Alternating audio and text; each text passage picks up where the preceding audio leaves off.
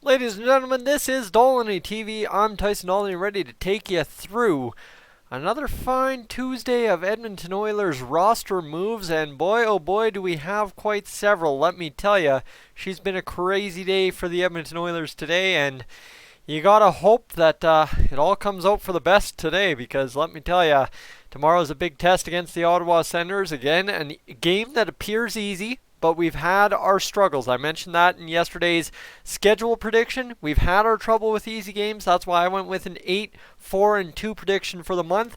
A lot of you guys, I think a good majority, were thinking 10 wins, 9 wins, something plus. Big time wins in December is totally possible. Problem is, it starts tomorrow against the Ottawa Senators. We've already started it against the Canucks. Now it starts against the Ottawa Senators. And ladies and gentlemen, that is where we bring to today with the roster moves coming around to make this Oilers team, well, suitable for hockey. Now, the keys that have happened is the Oilers have recalled defenseman Joel Persson from the Condors, placed Matt Benning on injured reserve, and assigned defenseman Caleb Jones as well as goaltender Stuart Skinner back to Bakersfield. So, that's a lot to unpack, ladies and gentlemen. That's like four guys moved around in one day. Plus, we still have news on Nuge and Kass as well. That's a lot of movement in the Edmonton Oilers organization all in one day. Guys, we don't get to see this very often, and that's why it's a big time topic for today's discussion. This is the first and only video I really wanted to get out today, and that's exactly where we are. We're minute 45 into it, so let's get to it. What am I thinking? Obviously, there's a little bit of stuff going on with Joel Persson that, if you haven't been paying attention to the Bakersfield Condors, you may not be familiar with.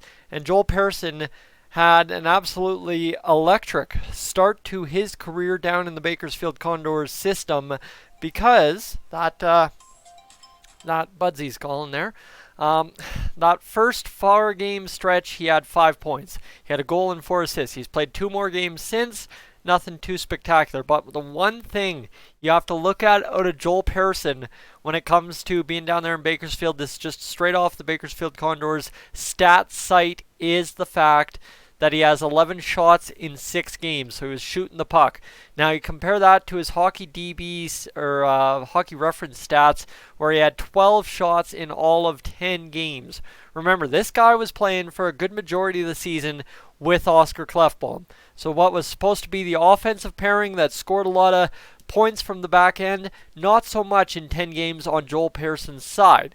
However, that said, we were 8-1-1 with Persson in the lineup prior to his, how would you word it? Demotion isn't the right word, because it's a little bit of a, I explained it. It's the right move. It's not a demoralizing thing, which right? That's what I'm getting at, starting with the it's just acclimating him to the North American game is what I was proposing the AHL move as for Joel Persson, and there you go. That's exactly what I'm saying. It was the right move because we got the results. We needed the results. We needed Persson to show that he could acclimate to the game, that he could get that stuff going, get the offense started, and 5 points in 6 games as a defenseman in the American Hockey League. I don't care how stacked the Bakersfield Condors are, that's a good stat, because let me tell you, even Evan Bouchard's not on that kind of pace this season. So it's good to see Joel Persson capable of doing that at the American Hockey League level, as well as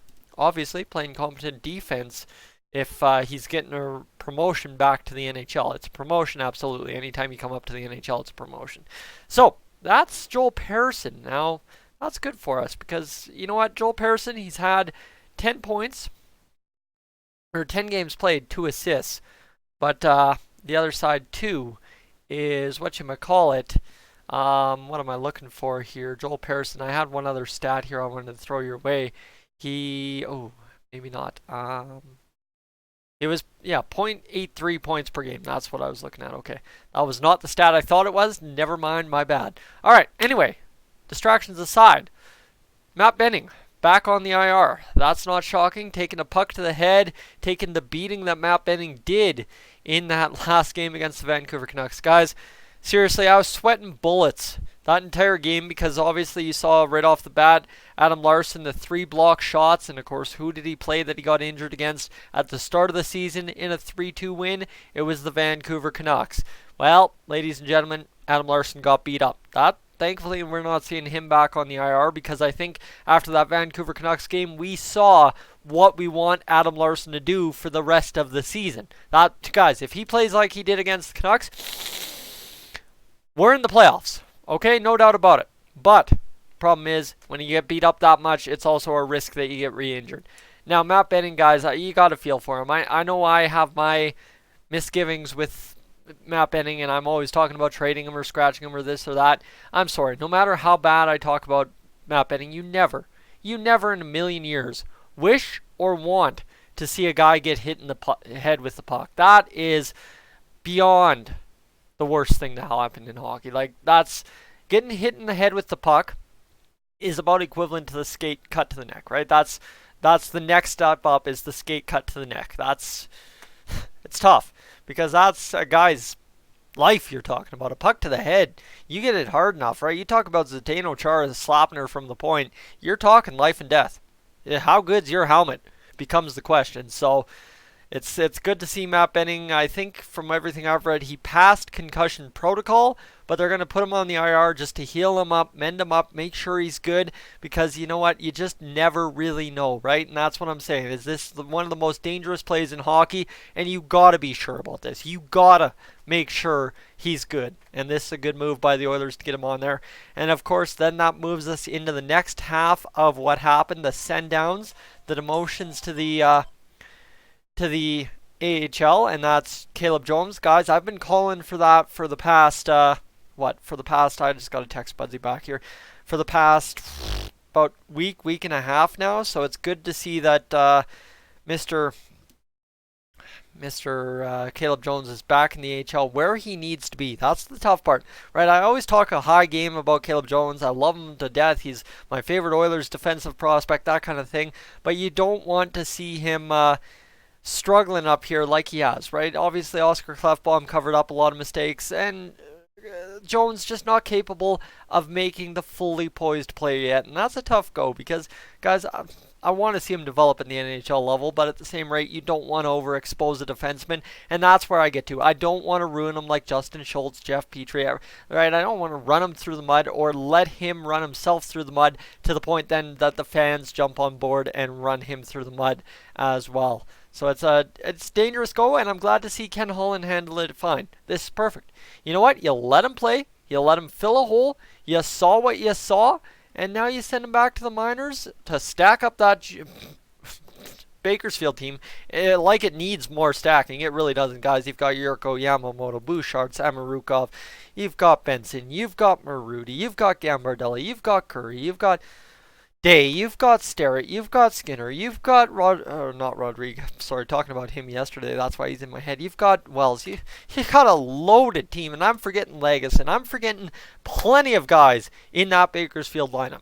Now, that said, I already mentioned Stuart Skinner's back there as well. Stuart Skinner, guys, MVP of that Vancouver game. Having a goaltender that wasn't an emergency backup.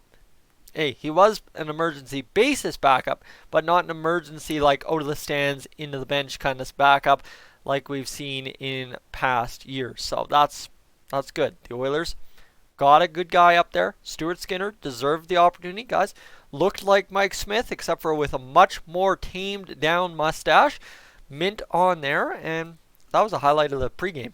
Honestly, my highlight of the pregame versus Vancouver was Stuart Skinner's stash. Let's just be serious. That's how you rock December off right. So Caleb Jones, guys, like I said, you know what? It's good. Now we get to see Adam Larsson, Oscar Klefbom play together. They were paired at practice today. And now we'll get to see what a guy like Joel Persson can do with probably Chris Russell. And hopefully see this team put up a W against the Ottawa Senators. That's what this is all leading to, right? Obviously, tomorrow we'll see what this lineup rolls out when we play the Ottawa Senators, because we need that win. It's not a must-win. I didn't put it as a must-win game, but we need that win. Guys, every win counts, and I am not about crapping away points at this point of the season. This is not garbage time like so many of you said October was. We did the job in October. Let's keep doing the job now. Now, Joel Persson, we're hoping the best for him because, guys, don't pile on him. He's still acclimating to the game, I'm sure. Give him some time. He's got 2 assists.